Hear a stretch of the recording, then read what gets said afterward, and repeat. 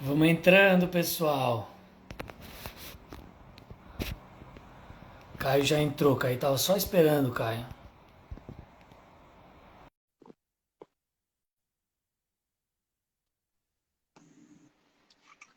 Olá, Fala, meu amigo. tudo bom? Que grande honra te receber aqui, Caio. Imagina, a honra é toda minha. Muito prazer. Caramba, cara. Fico muito feliz, mas muito feliz mesmo. Principalmente porque eu adoro falar sobre sono, adoro estudar sobre sono. E é uma coisa que eu converso muito com as minhas pacientes e muitas vezes eu vejo que eu preciso de encontrar mais caminhos para apresentar para elas e te seguindo, ouvindo as tuas orientações, foi algo que me engrandeceu demais, cara, demais mesmo. Que honra te Que receber bom. aqui. Fico Fiquei feliz muito feliz em quando você saber aceitou o convite. que estou te ajudando. Obrigado. Obrigado você. Boa noite, pessoal. Que maravilha. Pessoal, vão entrando aí, fiquem à vontade para ir ouvindo aí o nosso bate-papo. Vamos falar um pouquinho sobre sono, então, né, Caio? O Caio, tu sabe que esses dias eu tava assistindo a live tua, e aí a gente tem uma coisa em comum, cara. Você fez Marinha e você serviu no primeiro distrito, né? Na verdade, eu não lembro o número do distrito ali, Ele mas é o primeiro distrito. Por incrível que pareça, é de São era Paulo, mas é o primeiro distrito, eu acho. a sede do 8º Comando Naval. Eu lembro desse nome. Eu não lembro se era o primeiro distrito. Ali na Sena Madureira, É aquele ali na prédião Sena Madureira. azul. É, Mas o é. que me chamou a atenção é porque realmente é na Sena Madureira. Eu É. morei na Borges Lagoa. Ah, ali pertinho, pertinho. Eu fiz meu R4 ali na Unifesp, meu R4 de ginecologia endócrina Ah, e legal, legal, menopausa. E legal. aí eu morei ali na Borges Lagoa. E eu sempre Bacana. passava na Cena Madureira e passava pela Marinha, porque eu servi Marinha, né? Em Aham. 2013 eu servi Marinha aqui em É. Santa Catarina. Ah, E aí legal, bacana. eu sempre lembrava, porra, olha que a sede do Distrito de São É, Paulo. Que legal, era é, muito, muito legal. eu fiquei E aí lá. quando tu falou, deu assim, nossa, então a gente é muito pardo. Eu fiquei lá, depois eu acabei indo lá para abril, maio, né, do ano que eu servi. Eu fui transferido para o Hospital Militar de Área de São Paulo. Aí eu dei a sorte de cair lá no ambulatório de psiquiatria. Então, antes de entrar na residência de psiquiatria, eu meio que fiz um R0 lá no Hospital Militar de Área de São Paulo. Dei sorte, dei sorte. Muito bom. E já queria seguir essa área? Eu já tinha a minha vaga garantida, mas tive que trancar porque fui chamado, né? Então eu já estava com a vaga. Eu já sabia que ia fazer a residência em psiquiatria. Então eu meio que adiantei um pouquinho dos aprendizados, né? Ah, legal. Então vamos falar um pouquinho de sono hoje, Caio. Vamos sim. Pessoal, então Caio, tu pode se apresentar aí pra gente?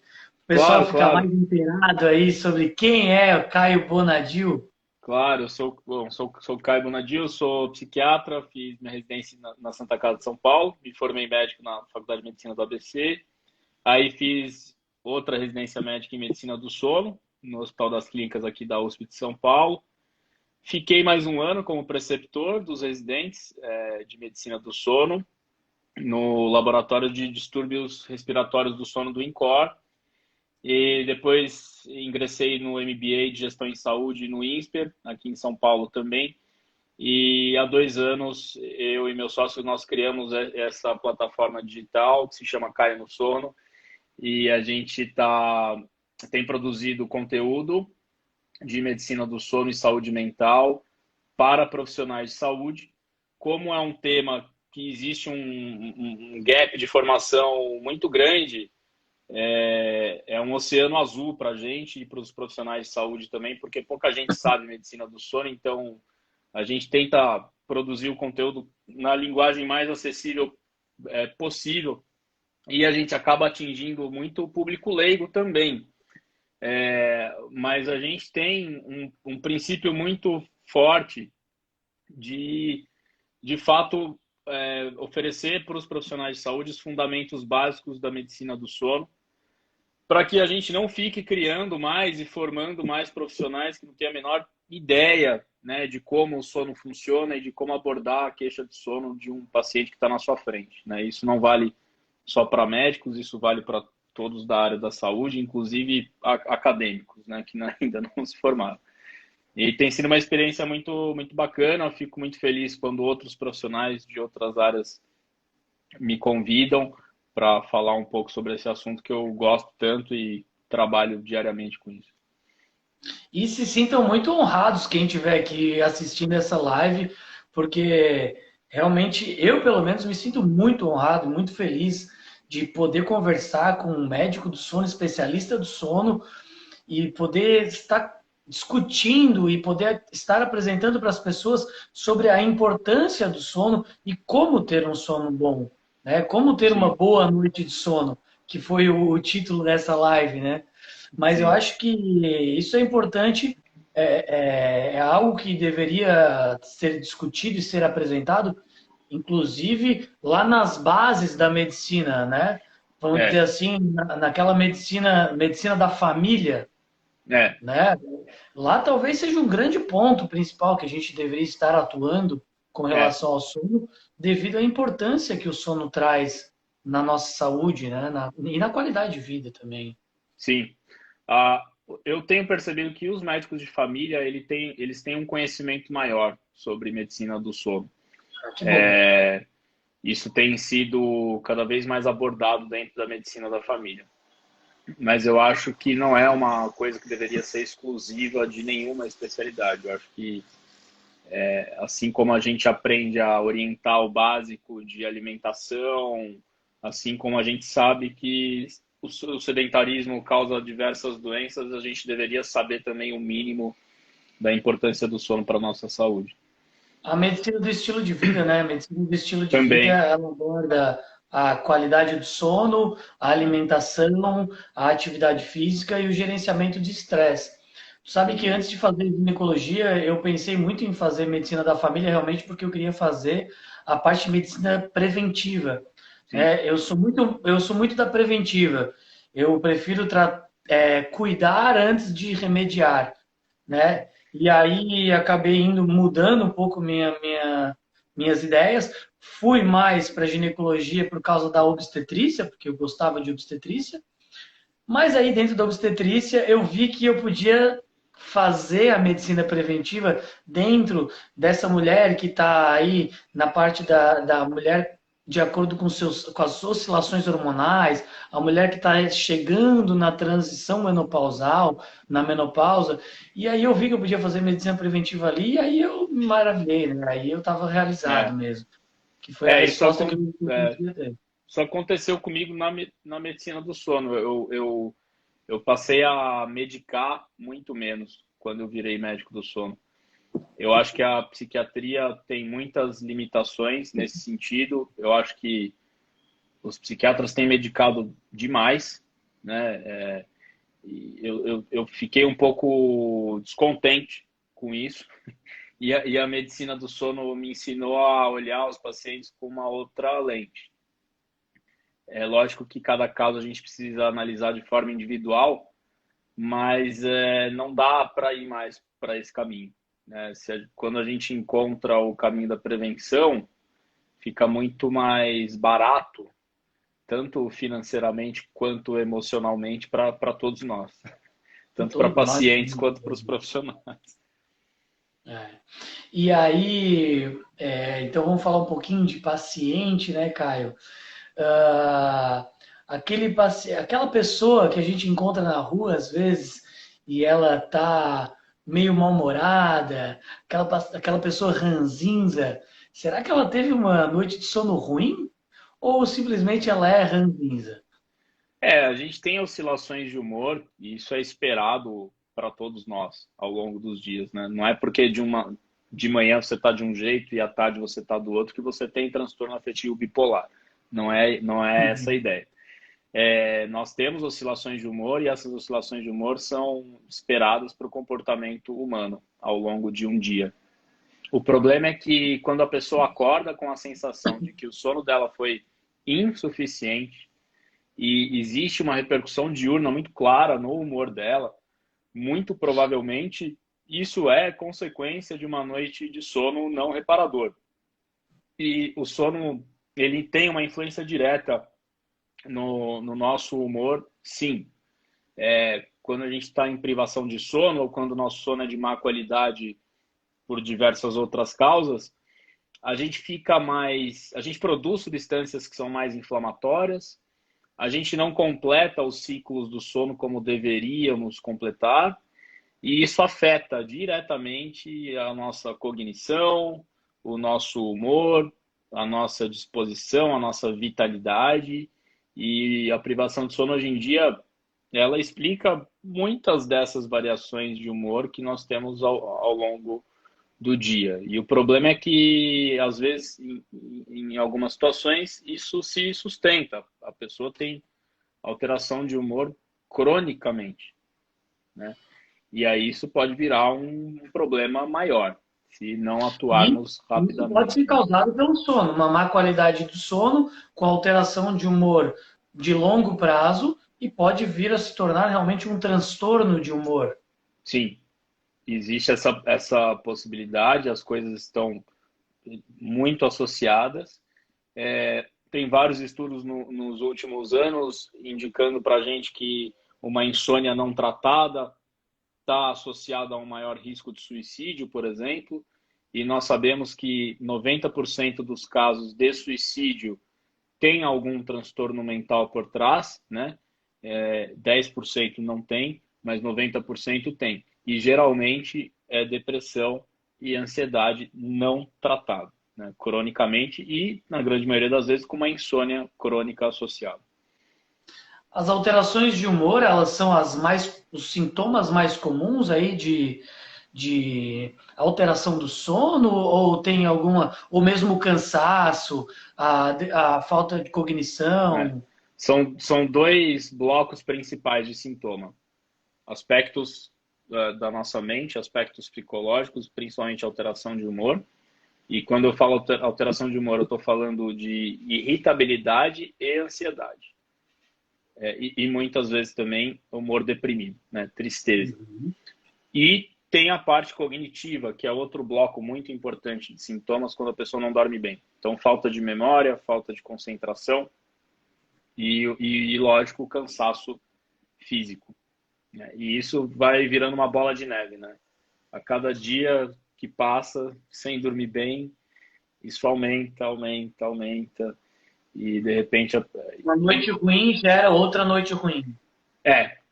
Exatamente. Se não houver correção, né, de comportamentos ou de doenças que podem causar essa noite ruim, vira uma bola de neve, muitas vezes a pessoa não consegue sair, ou aquilo vira a normalidade. Isso é preocupante também. Para A muita pessoa achar gente, que é normal, né? para muita gente, infelizmente, dormir mal é normal. É simplesmente normal, faz parte da sociedade e tudo bem. E não é tudo bem, né? Tanto, senão, Mas eu não sei não. lá, mas eu tenho diversos casos, eu acho que no meu consultório, de pessoas que dormem mal e para elas é assim, não, mas eu fico assim, eu tô bem assim, eu É, não durmo mal, eu durmo bem. Aí eu falo, talvez tu não durma tão bem assim, né? E é, aí alguns sintomas que a pessoa acaba me falando, até de rendimento, de controle de peso corporal, né? sim, De rendimento físico, de dificuldade de ganhar massa muscular, né? Estou falando de mulheres aí de 40, 45 anos. é. E elas acabam se queixando disso. E muitas vezes o sono, a adequação do sono é a resposta, né, para a gente ter um melhor resultado. Sim, quando a gente está privado de sono ou quando a gente não completa os ciclos do sono como deveriam ser completados, né? Nós temos diversas alterações. Você falou de apetite e ganho de peso, a gente tem alteração de grelina, a gente tem alteração de leptina, isso gera ganho de peso ou uma maior dificuldade para controlar o peso ou para perder peso. Já cansei de receber paciente no consultório que treina 5, 6 vezes por semana e chega reclamando para mim que não ganha massa. E aí, a hora que você vai investigar, a pessoa está privada de sono. A privação de sono, você afeta esses ciclos do sono, que é o que a gente chama de arquitetura do sono, né? O sono tem várias fases e essas fases precisam ocorrer nas devidas proporções, de acordo com a faixa etária, para a gente ter um sono de qualidade. E tem um estágio do sono não REM, que é o estágio 3 do sono não REM, que ele é responsável pela liberação do hormônio do crescimento, do GH, que está relacionado ao controle de insulina, de glicemia e de ganho de massa. Né? Então, as pessoas às vezes não têm um rendimento que elas esperariam, né? Porque estão dormindo mal, mas às vezes elas vão descobrir isso depois de passar por 400 mil pessoas, tomar 300 suplementos e nada melhora, e aí vem algum iluminado e fala, você está dormindo mal. E às vezes Você tá dormindo mal. Aí é maravilhoso, a né? pessoa... Não acredita. Não, e às vezes é difícil as pessoas acreditarem que o sono tem essas funções. Porque, volto a dizer, nós vivemos numa cultura que ficou acostumada em colocar o sono em segundo plano. E é difícil você mudar a cultura. Eu falo isso frequentemente no meu Instagram. É muito difícil você mudar a cultura de medicalização, mudar a cultura de artificialização do sono, mudar a cultura de que o sono não é importante. É muito difícil, né? Nós vamos chegar lá, mas é um caminho muito, muito longo. É um caminho lento, né? Essa É, mudança de cultura é um caminho lento. Mas com certeza, eu acho que são essas conversas e pessoas como você que está difundindo a importância da qualidade do sono. Por causa disso que a gente vai conseguir, é dessa forma que a gente vai conseguir mudar, né? sim, Passando aí para 50 pessoas aqui, passando essa informação para 50 e essas pessoas vão passar para mais pessoas e aí vai é, se difundindo essa cadeia da importância do sono. com Então, acho certeza. que por isso que é importante e por isso que eu fiquei tão feliz, cara, de conseguir Que te bom, que receber. bom, que bom. Foi. E eu, Caio, eu faço plantão noturno. Eu faço plantão Aham, noturno e eu vejo, eu sinto na pele a minha diferença, tanto física quanto mentalmente, depois de um plantão ou depois de uma noite de sono. uhum, Como eu faço plantão noturno, nem todo sono ele é adequado, né? Mesmo quando eu sim, durmo em casa, eu ainda assim tenho as alterações do ciclo circadiano, né? Mas ainda assim eu vejo a diferença, eu sinto na pele. E aí depois, quando a gente consegue ter uma sequência de sono que você vê que está reparando realmente, aí principalmente eu vejo principalmente a agilidade cognitiva. Eu acho que é é, o que mais me pega é a agilidade cognitiva. Eu é, vejo que como eu fico mais ágil, como eu consigo relacionar as coisas com mais facilidade, enquanto que quando eu estou após o plantão essa relação ela fica muito dificultada, ela fica muito sim, difícil. sim, Isso com o tempo, será que a gente vai, independente de fazer plantão ou não, com o tempo a gente vai envelhecendo, a gente vai tendo pior sono, assim, porque diversas vezes na nossa vida a gente prejudica a nossa higiene do sono e a gente vai um dia a gente sai à noite, vai para balada, vai. Aí no outro dia a gente dorme até mais tarde e vai dormir mais tarde novamente. E a gente vai causando alterações no nosso sono no decorrer na nossa vida que vai influenciando negativamente nessa qualidade de sono. Esse processo de envelhecimento ou mesmo dessa inadequação de sono, ele vai prejudicando com o passar do tempo? sim. Existe o processo de envelhecimento normal, no qual é esperado a arquitetura do sono se modificar. Modificar. Então, o que que acontece, por exemplo, na grande maioria dos idosos? Eu estou falando aqui num processo de envelhecimento normal, tá? É lógico que existem sempre as exceções, mas a maioria dos idosos, o que que acontece? Existe uma diminuição do tempo total de sono, a necessidade individual de sono tende a ser menor em comparação a um adulto. A porcentagem de sono REM e do estágio 3 do sono não REM tende a ser menor também. Isso é o normal deles. E o índice de despertares noturnos costuma ser maior. Então, de uma maneira geral, existem alterações de arquitetura do sono e existe também, em muitos deles, um avanço da fase de sono. Sentir sono mais cedo e acordar mais cedo. O grande problema é que essas alterações da normalidade, para a grande maioria dos idosos, são interpretadas como insônia. E aí essa pessoa cai na mão de um profissional desavisado, que não conhece nada de sono, e medica. Né? E aí dá um benzodiazepínico para o idoso levanta à noite para urinar, está sonolento, cai, quebra o fêmur, vai parar na UTI e morre. Né? Ferrou a vida. Então, assim, a gente tem que entender que as variações da normalidade, elas existem.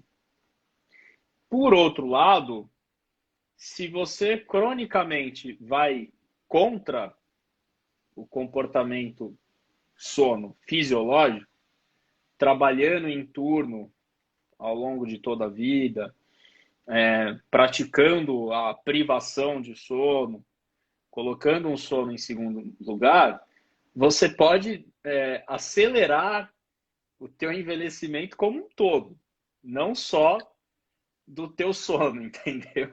Não dá para saber o que veio antes, se foi o ovo ou a galinha. A gente envelhece e a gente piora o sono, ou a gente piora o sono por isso que a gente envelhece? Exatamente. Tem até tem artigos bastante interessantes, né, relacionando a privação de sono com o aspecto estético facial. Né? Tem um estudo muito interessante sobre isso. Né? O grupo que dormiu mal tiraram fotos. Né? Foi um estudo publicado numa revista de dermatologia. Então, sim, a gente dorme mal, a gente acorda estragado. É só você olhar no espelho. E o trabalho de turno, ele tem como é que seria a definição, né, de trabalho de turno? É quando o teu turno de trabalho invade o teu horário habitual de sono. Porque as pessoas tendem a pensar de que trabalho de turno é só trabalho noturno. Não, não é isso. Às vezes quem precisa entrar no trabalho muito cedo, você pega aqui em São Paulo, por exemplo, tem um Às 5 da manhã, 4 da manhã. Eu moro aqui no Brooklyn, que é um bairro da Zona Sul. Tá? Então, o meu porteiro, provavelmente ele não mora aqui no Brooklyn, certo? Vamos supor que ele mora em Guaianazes, que é no outro extremo da cidade, fica a 40 quilômetros da onde eu tô. Para ele chegar aqui no turno dele às 7, ele precisa acordar às 4 da manhã. Então, ele trabalha de dia, mas ele provavelmente é um trabalhador de turno, porque acordar às 4 da manhã não é o horário para a grande maioria das pessoas. Então, isso é trabalho de turno também. Não existe uma fórmula mágica. Eu vi que alguém perguntou, né, trabalho em turno, como que eu regulo o meu sono? Não existe um padrão, um protocolo para todos, porque eu preciso saber qual que é a tua rotina de vigília, qual que é a tua rotina de sono, qual que é a frequência que você faz, trabalho em turno, para eu poder te ajudar melhor. Né? Via de regra, voltando para o mundo da medicina de plantão, o que acontecia quando eu dava plantão? Você pedia um poke no plantão? Você comia uma selga no seu plantão? Não, você tomava Coca-Cola e comia uma pizza. Então, o que a gente recomenda é priorizar, fazer a tua comida e levar para o plantão, porque se você não fizer isso, a probabilidade de você comer porcaria é 110%. Então, a gente tem que fazer a nossa comidinha e levar para o plantão, priorizar alimentos com baixo teor calórico, né? Carboidratos mais complexos, frutas. Se o trabalho de fato é noturno, né? Se você tem que invadir muito o teu horário de sono habitual, o consumo de psicoestimulantes ele está indicado, mas isso tem que ser feito sob orientação médica, porque existe uma dose certa para tomar, uma ocasião correta para tomar. Isso precisa ser supervisionado por alguém, né? Não fazer automedicação, jamais. E para regular o sono diurno, muitas vezes a gente precisa lançar mão de estratégias extremamente específicas também, porque isso depende da rotina, tanto de sono quanto de vigília. O fato é que quem trabalha em turno, frequentemente, tem um maior risco cardiovascular. Tá? Sem dúvida. Trabalhadores de turno morrem mais de infarto, de derrame, tem mais diabetes, tem mais hipertensão. Né? Eu parei de dar plantão porque eu estava completamente acabado. Assim, foi uma...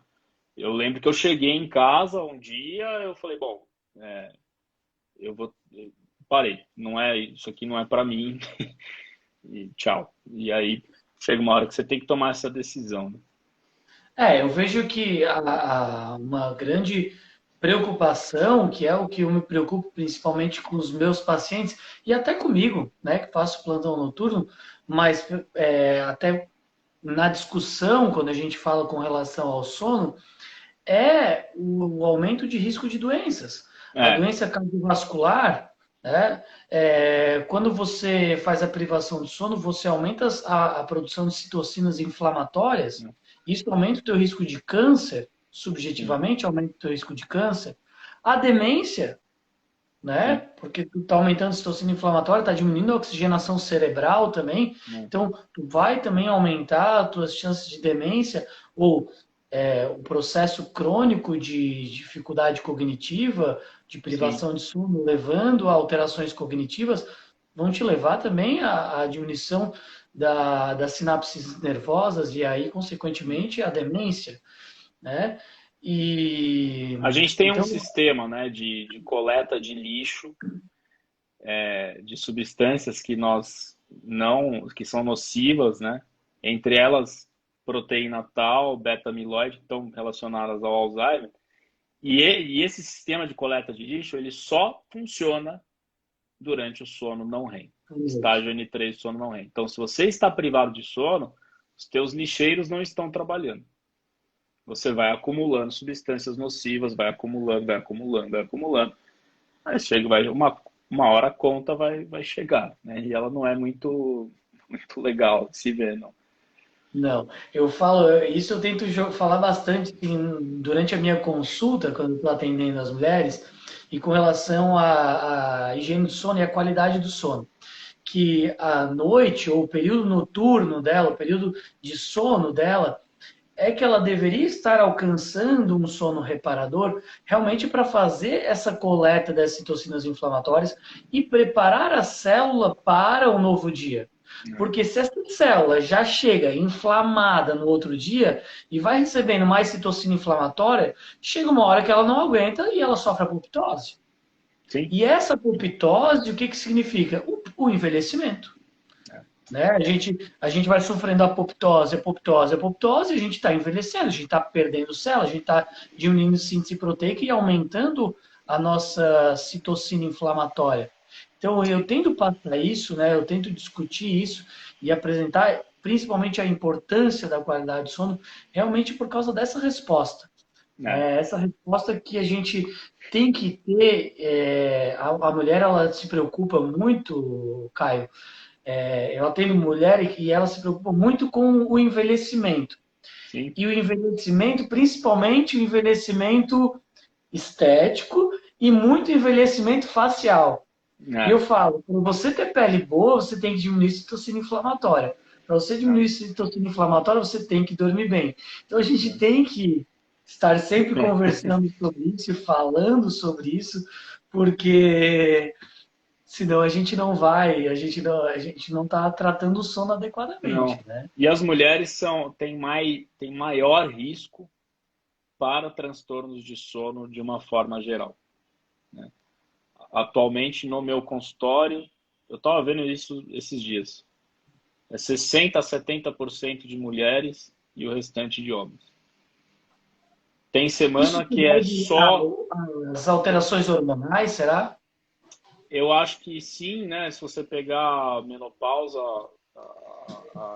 a influência, né, da queda de progesterona, de estrógeno, com certeza tem uma influência maior. E nas mulheres mais jovens, estava até discutindo isso hoje com um colega. Nas mulheres mais jovens, o que eu tenho visto? Overtraining, né? Muito. Overdiet, e overworking, ou seja, overliving. E aí a panela de pressão não aguenta, não aguenta. E uma das primeiras coisas a ser afetada é o sono, né? Porque não cabe no dia, não cabe, não tem horário para dormir, né? Então, faz 3 treinos por dia, e aí nós temos que ressignificar, na verdade, o nosso papel, que eu acho que é muito que você faz também, não é você medicar uma situação que não é medicável. Você tem que fazer com que a pessoa ressignifique vários aspectos da vida dela. E isso a gente não consegue fazer em um mês, né? Em uma semana. Isso demora, é um processo, né? São várias consultas, né? Até que a pessoa entenda que a mudança é muito mais profunda do que parece. Tu sabe que além dessa vida over, eu percebo muito as alterações hormonais, tá? Aquela mulher, e eu tenho conversado e atendido bastante pacientes que falam muito de TPM e elas querem tratar a TPM delas. E elas pensam, elas têm um ciclo de 28 dias. 10 dias elas estão 7 a 10 dias elas estão na TPM. Mais 7 dias de menstruação tendo cólica e dor. Elas ficam metade do mês delas, elas ficam assim, morrendo, né? Ela não consegue. E aí a qualidade do sono vai para o espaço. E aí, quando passa todo esse processo, elas ficam sobrevivendo por mais 14 dias. Até ajeitar o sono. Quando começaram a ajeitar o sono, voltou o TPM de novo. E aí fica uma bagunça, uma bagunça. É. A própria endometriose, que é uma doença inflamatória, né? A mulher ela tem muita cólica, ela tem dor. Isso gera um estresse também para ela. E essas toxinas inflamatórias também a própria endometriose ela aumenta o risco, né, dos transtornos ansiosos, dos transtornos depressivos, consequentemente, ou como causa, os transtornos de sono. Sim, acho que quase 100% das pacientes com endometriose tem algum problema de sono ou alguma queixa de humor, né? Em algum momento ali da evolução da doença, né? Poxa, tem vários jeitos, né, da endometriose evoluir e afetar a vida de uma paciente. Você sabe disso muito bem. Demais. Já tive pacientes com um quadro extremamente grave, assim, já fizeram 5, 6 laparoscopias e muito sintomáticas ainda. E, por outro lado, já tive casos extremamente brandos, né? E a pessoa leva uma vida normal, mas sempre fica a pulga atrás da orelha. Eu tenho endometriose, eu tenho endometriose. Sabe que hoje eu atendi uma paciente, cara, que ela tem uma TPM ferrada também. Essa é um caso que eu quase falei agora. A paciente que ela tem 10 dias de TPM e ela tem 7 dias de fluxo menstrual intenso e cólica. E ela também tem alteração de sono, então ela dorme muito mal. Daí muitas vezes ela não consegue seguir um plano alimentar porque a alteração de cortisol dela tá uma reviravolta. E aí eu fiquei pensando com ela e eu vi assim, meu Deus, você está sobrevivendo mesmo, né? Que difícil realmente ser você nesse momento. E aí onde começar a tratar, né, cara? Porque eu É, fiquei pensando, meu, o que que a gente vai começar a tratar? Vamos tratar a parte hormonal, mas só a parte hormonal não vai ser suficiente, porque tu é, precisa de ter um sono bom para ter uma boa alimentação e fazer atividade física, mas a parte hormonal também está envolvida é. e tu tem que atender um complexo. A mulher Sim, é um sim, complexo, não tem como fazer uma sim. abordagem individual. Tu precisa É. fazer uma abordagem completa. Sim, eu dependo os profissionais que mais atuam junto comigo na minha prática de medicina do sono são psicólogos, fisioterapeutas. Quando a gente fala de distúrbios respiratórios do sono, eles têm um papel importantíssimo.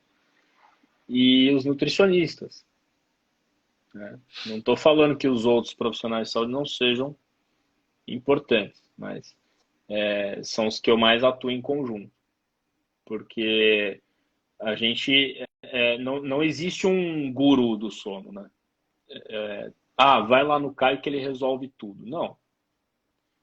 Eu sei ali o que precisa ser feito, de quem eu preciso, e sozinho eu nunca vou resolver. E voltando, né, para as nossas mulheres, o que eu tenho feito com muito mais frequência é conversar com os ginecologistas, né? Quando eles me atendem, porque às vezes é difícil, é difícil falar. As pessoas estão se comunicando muito pouco hoje, né? É Muito muito ruim pouco, isso. muito pouco. Mas a gente precisa conversar mais, né? Porque às vezes, assim, eu já peguei casos assim. Porque chegou até mim, por exemplo, porque o marido ficou desesperado, porque teve um dia que a mulher quebrou a casa inteira, né?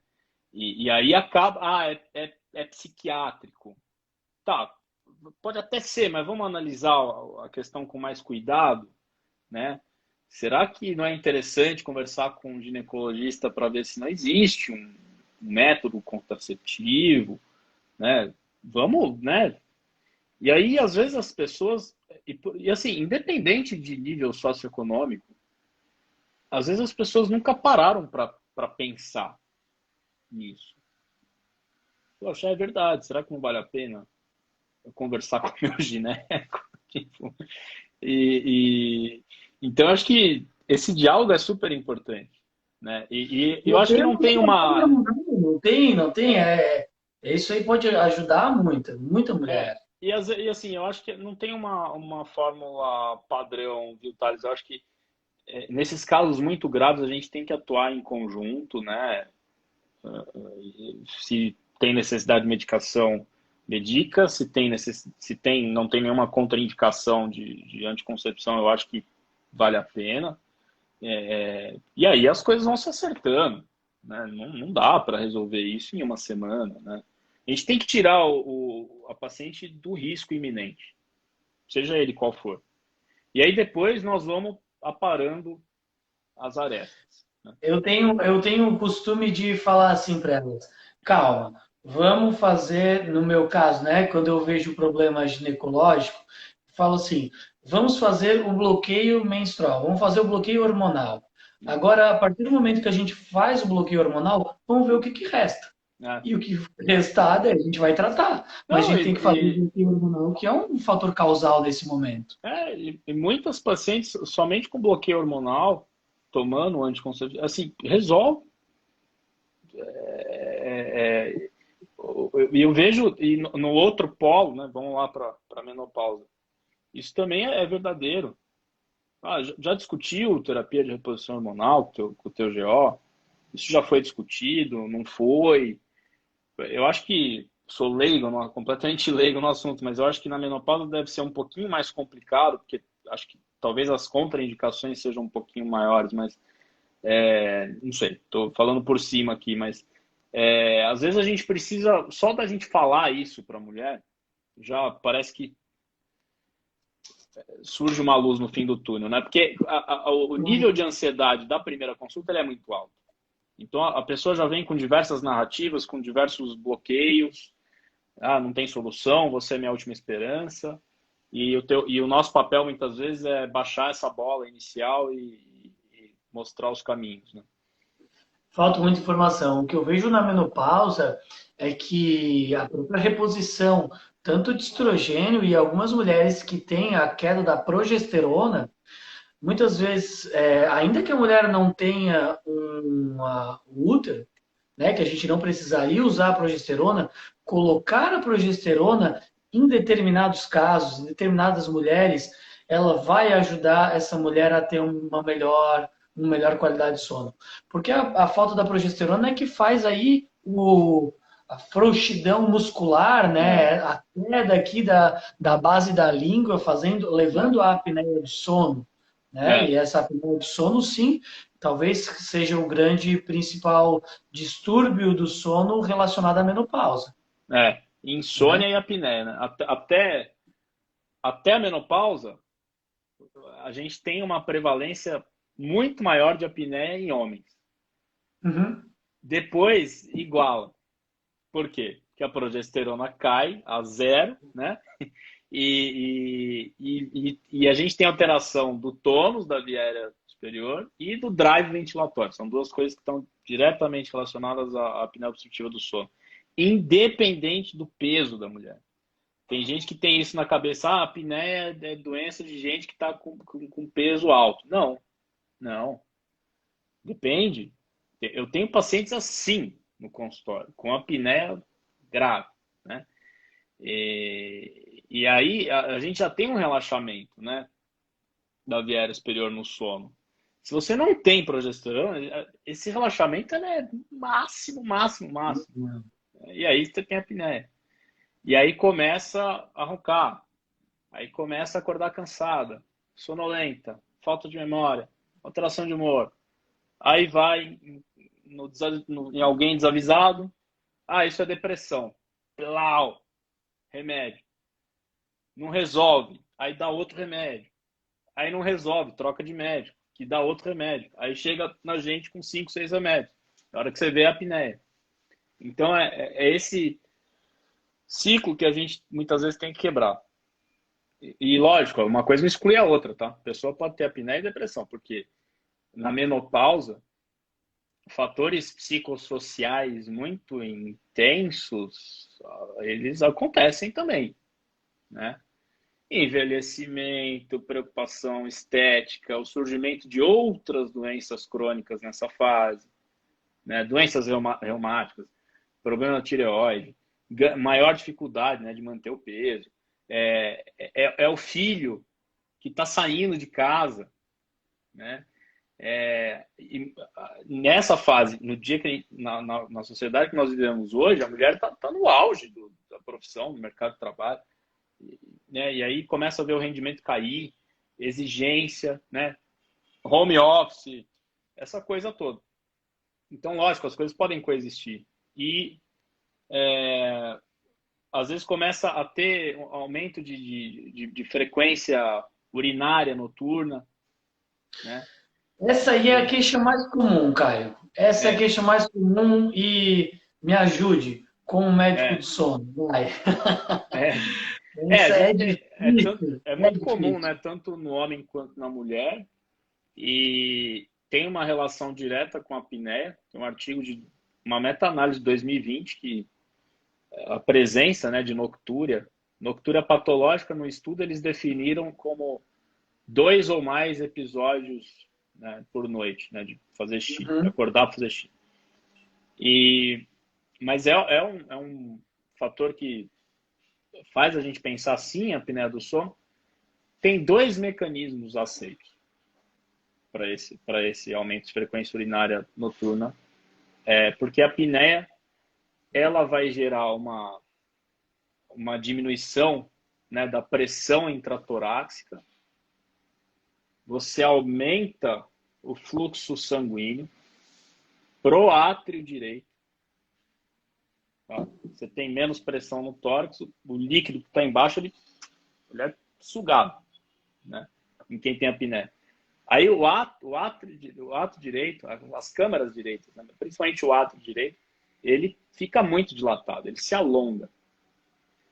Esse alongamento ele vai gerar a liberação de um hormônio, que chama peptídeo natriurético atrial. É uma substância que vai aumentar a nossa natriurese, vai aumentar a excreção, a produção de urina, né? Uhum. Então, esse é um mecanismo. O outro mecanismo é que a apneia obstrutiva do sono não tratada, ela gera aumento de pressão arterial. E isso aumenta a taxa de filtração glomerular. O rim funciona mais, produz mais urina. Então tem esses dois mecanismos assim mais aceitos, né? Agora, o problema é que nessa faixa etária, tanto no homem quanto na mulher, muitos fatores também acontecem que levam ao aumento de frequência urinária noturna, que são muito mais conhecidos do que a apneia do sono, e às vezes a apneia do sono passa desapercebida. Então, por exemplo, no homem, nessa faixa etária, a gente tem hiperplasia de próstata, que pode dar noctúria. E aí, né, vai investigar, você não acha nada, a hora que você vê a apneia. E na mulher você tem frouxidão de assoalho pélvico, infecção urinária de repetição, e por aí vai, né? Mas a gente sempre tem que pensar em apneia. Nessa faixa etária, assim, exato, né? Mas nessa faixa etária, 50, 60 anos, a gente vem com a queixa de noctúria, a gente tem que ter a apneia ali no radar, né? Eu acredito que quando elas chegam com noctúria, a primeira coisa que eu penso realmente é a apneia do sono. E é difícil você falar para o paciente que ela pode estar com uma apneia do sono, né? E a gente está fazendo uma reposição hormonal e tentar esmiuçar essa noctúria, né? Fazer xixi, acordar para fazer xixi à noite. É difícil esmiuçar isso. Outra coisa que é difícil, eu deixei passar agora, mas só voltar um pouquinho, quando a mulher ela chega para mim, ela fala assim: Thales, eu tô ficando velho, eu tô com a memória ruim, eu não tô raciocinando direito. Aí eu começo a investigar a parte do sono, começo a investigar como é que tá o sono, se o sono está sendo reparador. E o sono está muito ruim. Eu falo: então tá, então vamos corrigir o sono. Não, eu durmo bem. Eu durmo bem. Não, fica tranquilo, eu durmo bem. Meu problema é a memória. Eu acho que eu tô ficando velho, tem que dar algum remédio pra memória. Daí eu assim, não, mas então, a gente tem que corrigir o sono para melhorar a memória. Então, esse caminho é um caminho que eu tenho, Caio, assim, a felicidade de poder fazer um consultório que eu consigo ter tempo para atender minha paciente e conseguir investigar e conseguir conversar e até criar laços com os pacientes que depois de um tempo tu vai vendo que ela te levava para um caminho, mas na verdade você tem que contornar e encontrar essa outra causa. Então, assim, muitas vezes não é numa primeira consulta, né, que a gente vai descobrir, mas realmente noctúria, fazer xixi à noite, mulheres da transição menopausal, mulheres acima de 45 anos, é quase 100% das pacientes que eu atendo. Todas têm essa queixa. E a minha medida que eu faço inicialmente já, Caio, e aí tu pode até me corrigir, mas eu fui estudar noctúria, porque de tanto é 100%. Sim. Todas as minhas pacientes reclamam, eu tenho que saber o que está acontecendo.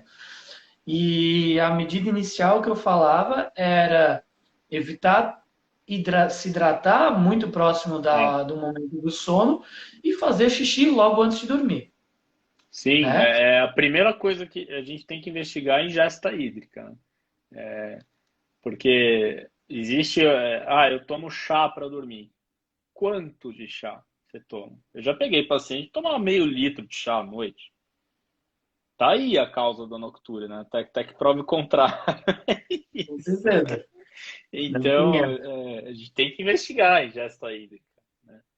Tanto de água quanto de outras substâncias.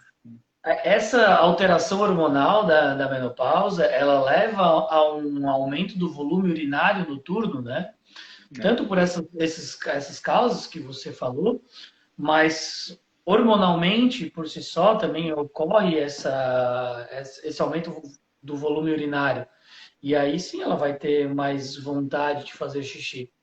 E quando ainda assim elas fazem, a gente trata, investiga e vai conversando e tenta fazer as medidas comportamentais para fazer ela diminuir esses episódios de xixi à noite, ainda tem sempre aquela que ainda levanta uma vez à noite. Eu já consegui consertar. Teve uma paciente que ela fazer 3 xixis à noite. Aí o sono fica muito ruim, né? Aí a qualidade do sono fica muito ruim. Aí a gente foi ajeitando, fazendo medidas comportamentais. E ela falou que agora hoje eu faço xixi uma vez à noite. E a gente ainda está investigando, vai para frente. Mas aí eu falo aquela assim, beleza, tu pode até fazer xixi à noite, mas a hora que levantar, tu não acende nenhuma luz. E nem olha no relógio. Nem olha no relógio que horas são. Tu vai, faz xixi e volta para a cama bem quietinha, como se nada fosse nada. Né? Eu acho que essa é uma medida que também é recomendada, né, Caio? Sim, não olhar no relógio, não olhar no celular. Não tem o estímulo de luz, É, né? sim. Cuidado para não cair, né? Cuidado para não cair. Acende uma luz menos intensa, mas o principal, se você perceber, né, que está demorando para voltar a dormir, o ideal é que a gente saia do ambiente de sono. O cérebro ele tem que aprender por associação. Quando a gente fala em sono, ele tem que entender que o teu ambiente de sono é para sono e não para vigília. Se você ficar muito tempo no seu ambiente de sono, sem de fato estar dormindo, acabou. Acabou todo o processo. Mesmo na madrugada. Mesmo madrugada. Né? Então, e é um treino. Não dormiu direito, levanta, dá uma volta na casa. Faz alguma atividade que promove relaxamento, né? Isso é muito subjetivo, mas, enfim, meditação, leitura, ouvir música, alguma atividade manual, ou simplesmente ficar em outro cômodo da casa, quando o sono voltar, volta para o quarto. Mas esse processo não pode incluir nem celular e nem olhar no relógio, porque senão você gera um hiperalerta e aí você não vai dormir mesmo. Né? Aí a gente já está entrando até nas medidas comportamentais aí. Seriam a higiene do sono? Sim, sim, sim. Isso que eu acabei de falar faz parte, né, da higiene do sono, do controle de estímulos. O quarto ele não pode virar um refeitório, ele não pode virar um escritório, ele só serve para dormir e para atividade sexual apenas, nada mais do que isso. Ah, Caio, eu moro num estúdio, o meu quarto, a minha sala e a minha cozinha. Ok, então você vai aprender a diferenciar a aparência daquele ambiente de acordo com o ciclo claro e escuro. Tem que estar bem determinado que no claro esse ambiente vai ter que estar de um jeito, de preferência com a tua cama arrumada, com mais luminosidade, com outro odor, com outra trilha sonora, e à noite ele vai ter que estar escuro, com outro odor, com outra trilha sonora, com menos luminosidade. Então, as pistas ambientais para o controle do nosso ciclo sono-vigília são extremamente importantes. Movimento, atividade física regula o sono? Regula muito. Prática de atividade física regular faz parte da higiene do sono. Exposição à luz artificial no período noturno influencia demais. Negativamente. Negativamente, tem dois problemas. A questão da luz na produção de melatonina, que recentemente essa discussão voltou. Tem algumas análises recentes que falaram que a influência na latência para o início de sono, na produção de melatonina, talvez não seja tão nociva assim como a gente pensava. Mas o problema não é esse. O problema é a interação que você tem com a tela e o que aquilo te gera de alerta e de ansiedade. Eu costumo dizer que o celular é um buraco negro. Ele tem muita matéria, ele tem muita massa e aquilo te suga. Então você começa no WhatsApp, vai para o Instagram, depois você vai para o Facebook, aí você vai para o LinkedIn, depois você vai para o e-mail, depois você vai para o WhatsApp do trabalho. E aí a hora que você percebe, você está há 3 horas. Termina vendo informações negativas do Covid do dia. Aí Nesse ferrou, período mano. nesse período que a gente está, a gente tem que diminuir o consumo de notícias, sim. Não estou falando para ninguém ficar alienado ao que está acontecendo, mas a gente tem que diminuir porque tem diversos estudos do ano passado para cá que mostraram para a gente que quem se expõe excessivamente às notícias relacionadas à pandemia tem mais sintomas relacionados ao transtorno de estresse pós-traumático, a pesadelo e a ansiedade noturna. Então a gente tem que diminuir, tem que moderar. Então, as informações, essas informações atuais, mais celular, são dois fatores já negativos. Sim, exato. Talvez celular seja o grande mal aí da nossa atualidade para a Ah, eu, qualidade a- de vida. eu acho, porque eu estava até Todo mundo discutindo está isso, ligado, né? tava até discutindo isso hoje na minha terapia, na minha análise pessoal, porque é muita informação, é muita informação. A gente recebe muita informação de diversas fontes. A gente que é profissional de saúde geralmente tem um, dois, três ou quatro empregos, com diferentes dinâmicas, com diferentes demandas, com diferentes graus de cobrança, exigência. Então, é muita informação. Por mais que você trabalhe, sei lá, 6, 8 horas por dia, e você fala, mas é pouco isso, porque hoje em dia o pessoal trabalha de 12 a 16. Não, mas depende, porque às vezes a quantidade de informação que você recebeu naquele intervalo de tempo foi tão grande. E o nosso cérebro, ele não foi feito para ser multitarefa. Assim. Esse negócio de multitarefa ele tem um prazo de validade. Né? Chega uma hora que. Então, Não, a não gente. dá. E o celular. Fica limitado, né? O problema não é o celular em si, mas é como a gente usa, né?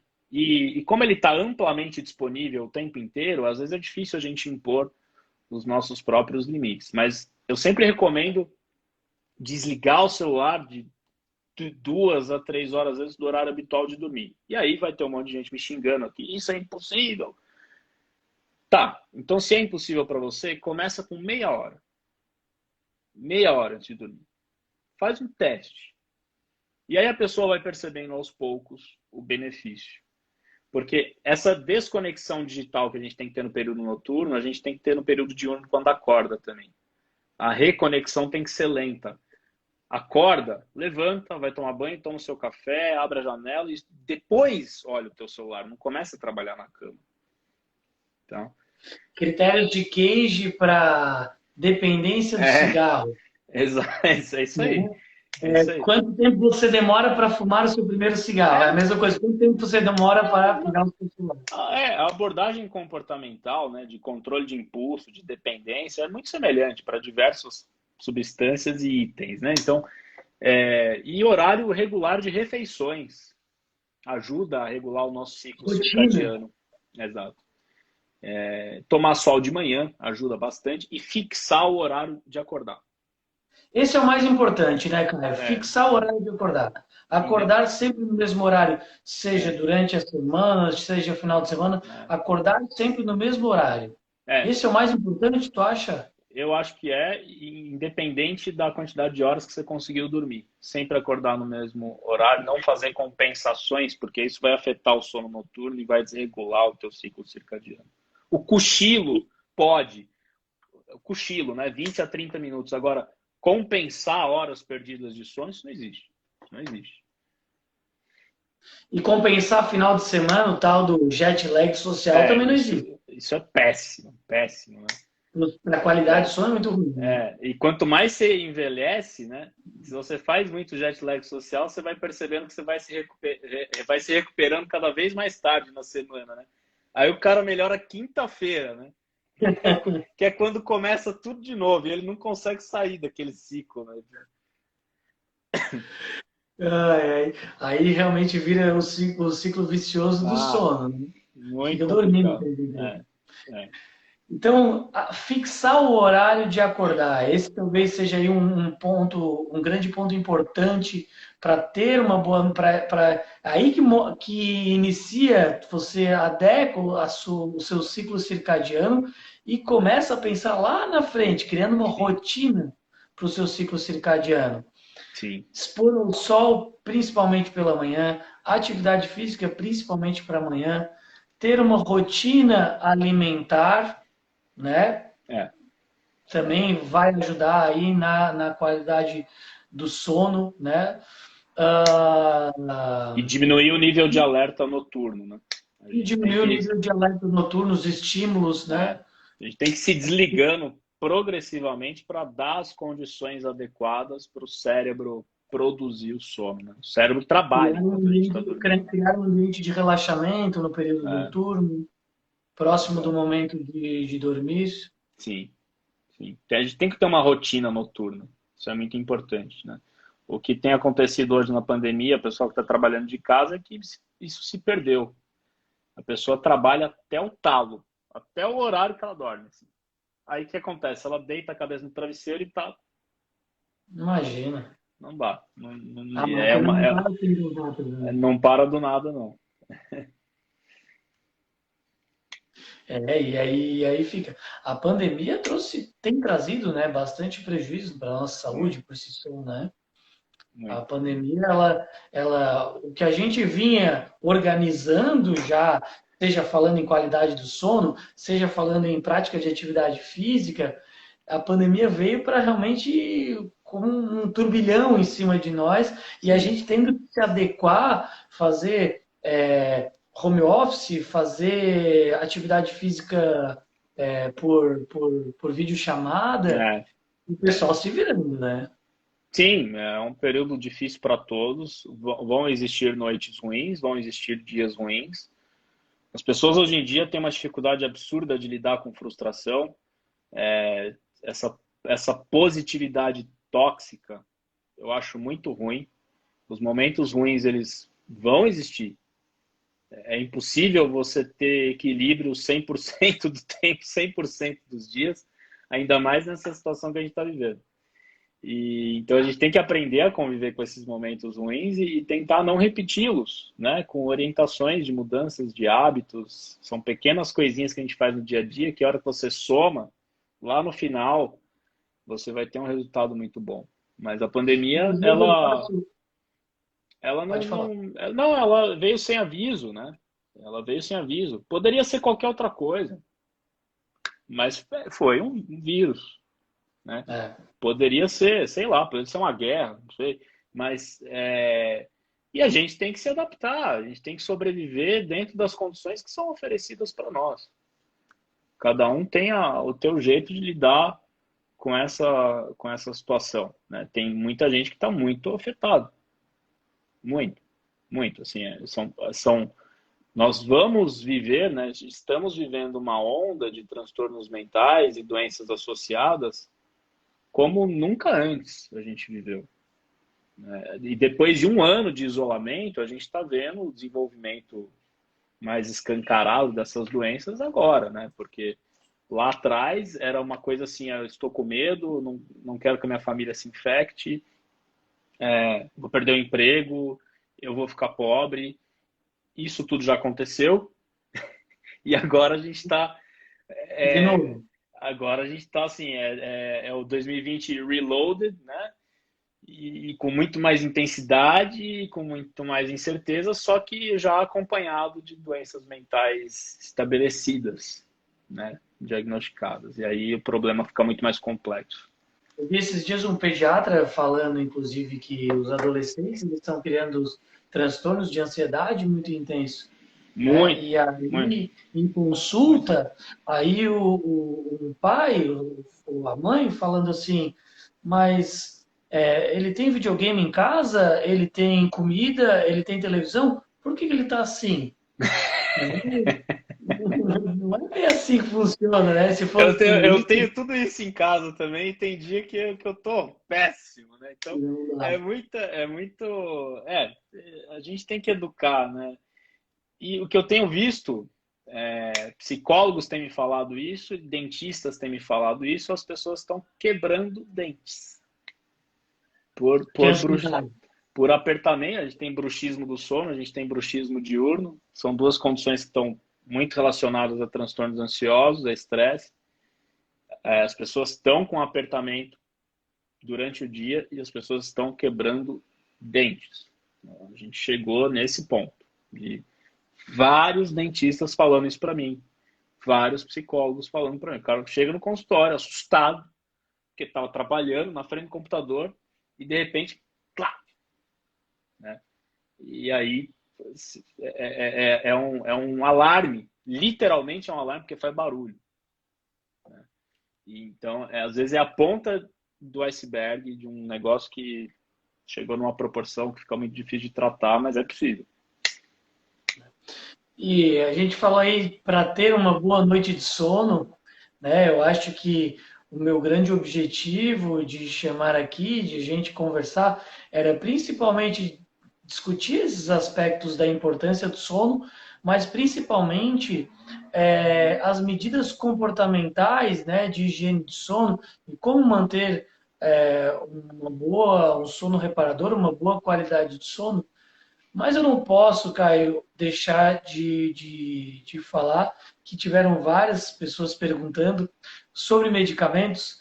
Então, se a gente pudesse dar só uma palhinha rápida sobre medicamentos, se isso é possível, né? Falar sobre medicamentos no sono, né? Sim, Mas se a gente pudesse falar alguma coisa sobre isso. sim, dentro da insônia crônica, a gente pode utilizar a medicação.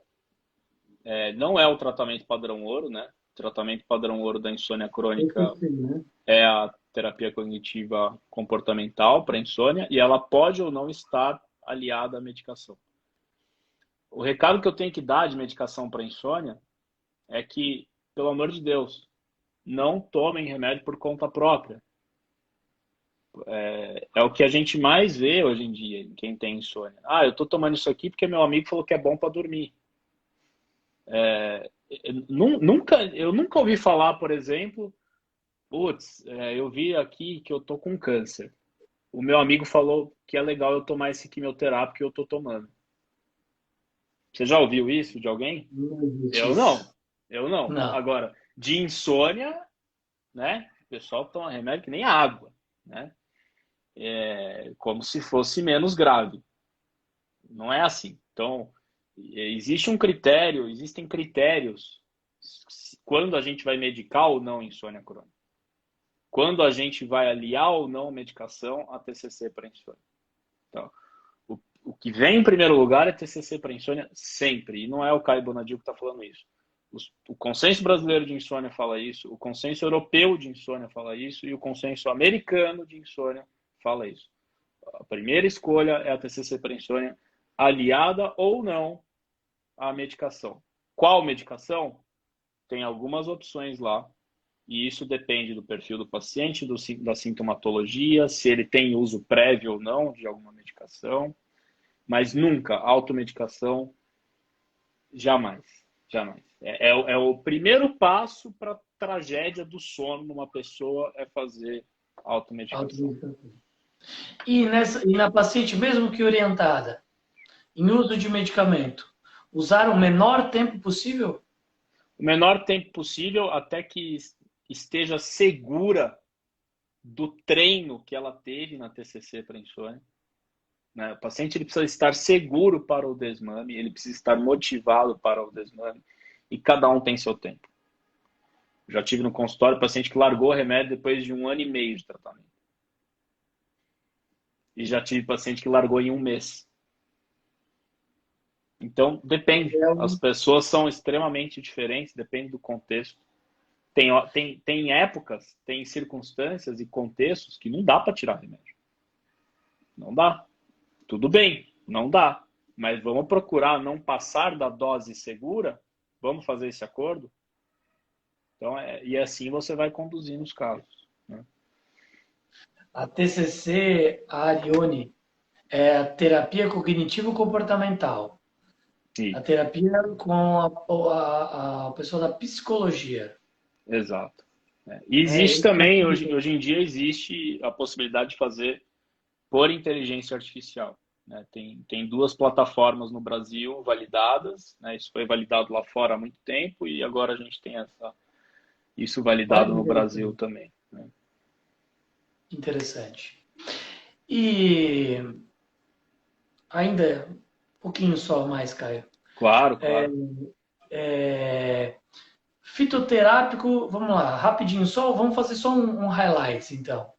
Fitoterápico para o sono. Valeriana. É É, bom? Não é bom? Depende. ele é, o uso na insônia, ele é off-label, né? Não é uma indicação formal, né? Se alguém prescreve, é off-label. Caio, não sei usar fitoterápico para insônia. Eu não tenho conhecimento de fitoterápico. Existem pessoas que estudam isso, que sabem prescrever fitoterápicos. Eu não sei prescrever fitoterápicos. E eu não prescrevo valeriana para insônia. Do que eu estudei, do que eu estudo e do que eu sei, não existem evidências científicas de que valeriana trata insônia crônica. Certo? Isso não quer dizer que você não pode utilizar. Se isso está sendo supervisionado por alguém que sabe o que está fazendo, que sabe fitoterapia, ok. Eu não sei de evidências. Melatonina para alterações do ciclo circadiano. Sim, na medicina do sono a gente usa melatonina em duas situações. Transtornos de ritmo circadiano, que são as doenças do relógio biológico, tá? E transtorno comportamental do sono REM, que é uma doença neurológica muito específica, que é uma das primeiras manifestações clínicas do Parkinson. Então, na medicina do sono, a gente utiliza nessas duas situações. Porém, a melatonina tem outras funções. Ela é anti-inflamatória, ela é antioxidante. E, em muitos contextos, ela pode ser utilizada, mas sempre com acompanhamento médico. Sempre. Sempre. Em qualquer circunstância. Tá? 10 miligramas de melatonina, não, né? É, tem uma. Acho que foi um Não estudo de existe nenhum 2000. estudo mostrando 10 miligramas de melatonina, não sei nem como é que vem. Tem gente que toma 30, né? Enfim, na medicina do sono, a gente começa nessas situações, né, que eu te falei, a gente começa com meio e vai até 12, por exemplo. Mas tem um horário específico de tomar. Existe todo um raciocínio clínico e um cálculo para ser feito. Qual que é o horário que tem que tomar? Qual é a dose? Então, não é assim, vou comprar e vou tomar. Não é assim, né?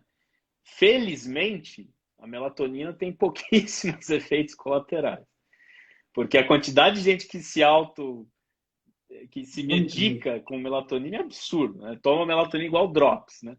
Felizmente, ela tem poucos efeitos colaterais, mas o principal problema não é esse, da automedicação com melatonina.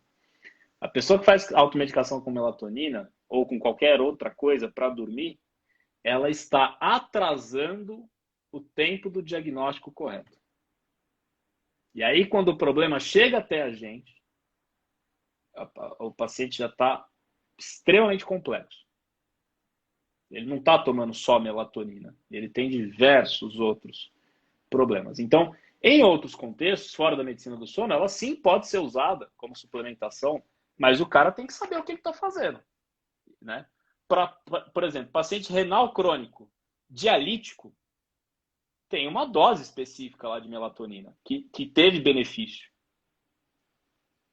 Então, agora, precisa ter alguém por trás, com conhecimento por trás. Né?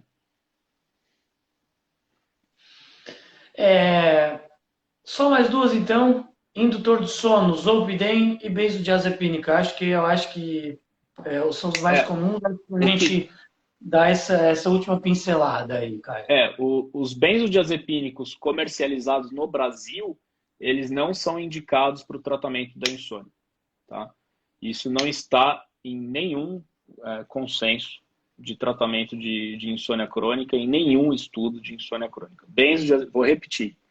Benzodiazepínicos comercializados no Brasil não estão indicados para o tratamento de insônia crônica. Benzodiazepínicos são esses aí que estão sendo citados. Rivotril, Frontal. Isso. Então, assim, agora, a gente tem que analisar os casos de forma individual. Às vezes o paciente tem comorbidades que o benzodiazepínico está indicado e às vezes a gente se aproveita do efeito sedativo para também tratar um transtorno de insônia comórbido. Mas a gente precisa analisar os casos de forma individual. Por que eu falo o que é o tratamento padrão ouro e o que está no consenso? Porque eles servem de guia para o teu raciocínio clínico. Porque se você começar a tratar coisas com a opção que não é a opção tratamento padrão ouro, é o primeiro passo para você criar mais um dependente de remédio para dormir. E aí você não vai conseguir tirar esse negócio nunca, tá? Nunca mais. Os Zolpidem e outras drogas Z, sim, estão indicados para o tratamento da insônia crônica, tá? Agora, sempre aliado a TCC para insônia, porque você também, senão você não consegue tirar, tá? E você vai criar mais um dependente. Então, eles estão indicados no início do tratamento, usar o menor tempo possível. Ah, qual tempo, Caio? Não sei, depende do paciente, tá? E sempre aliado ao padrão ouro. Se você não aliar ao padrão ouro, e isso está escrito com todas as linhas, em qualquer estudo sobre insônia crônica. Se você não aliar, você não vai tirar o remédio dessa pessoa. Não vai. E aí ela vai. É mais um que vai acreditar na cultura de artificialização do sono, entendeu? E aí. Quem vai pagar? Ele ceda e aí finge que está dormindo. Exato. E aí cria tolerância, né? Vai precisando de doses cada vez maiores para atingir o mesmo efeito e por aí vai. E Zolpidem? O Zolpidem é o que eu falei, é uma droga, indutor de sono, uma droga Z, né? Atua no receptor GABA, numa porção específica lá do GABA, que é um neurotransmissor inibitório. Sim, está indicado para o tratamento de insônia crônica, mas isso precisa de acompanhamento médico, usar o menor tempo possível e sempre aliado ao treino comportamental. Sempre. Então, Caio, eu acho que a grande mensagem realmente que eu queria passar era da higiene do sono. Acho que a gente conversou bastante, acho que a gente fez uma boa abordagem e acho que as pessoas aproveitaram. Eu, pelo menos, aproveitei muito. Eu fico muito feliz de você ter aceito o meu convite.